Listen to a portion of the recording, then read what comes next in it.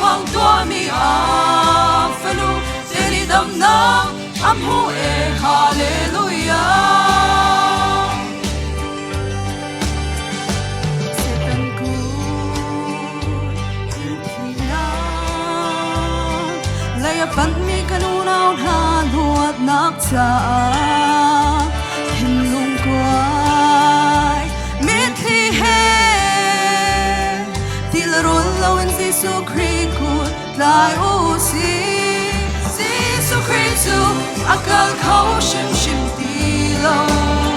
hinlung ke kwa inau na mo ni ai asu kutya kwa vang tua mi a kanu teri dam na amhu e hallelujah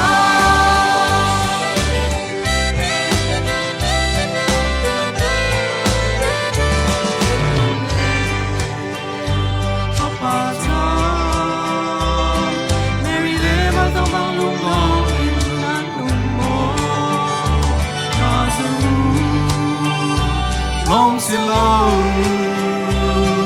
dù mà dòng xa mình ha dòng mong nguồn ngày tháng đó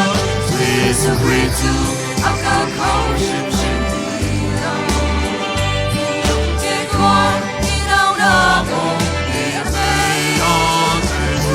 asu kutya kwa vang tua mi a teri dam na amhu e hallelujah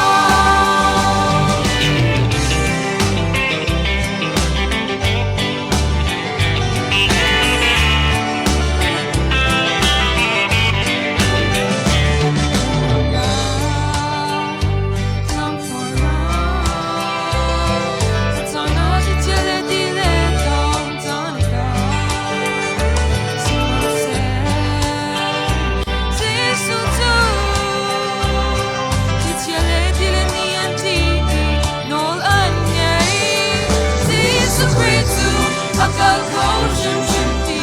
lo hinlung ke kwa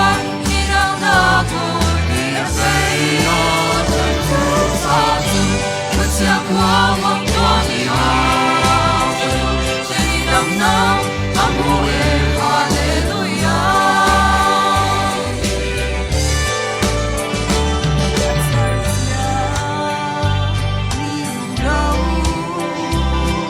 Namani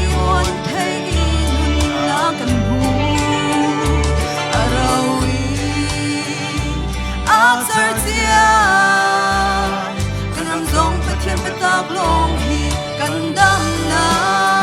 Giêsu Christ akal khau shim shim ti lo hinlung ke kwa inau na ko ni ai asu kutya kwa vang tua mi a falu teri dam na amhu e hallelujah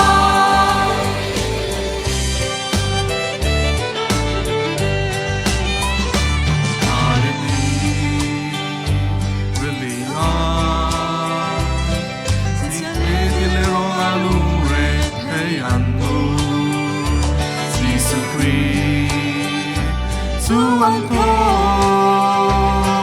Abiaga kada titya dile Tuang na Giêsu Christ akal khau shim shim ti lo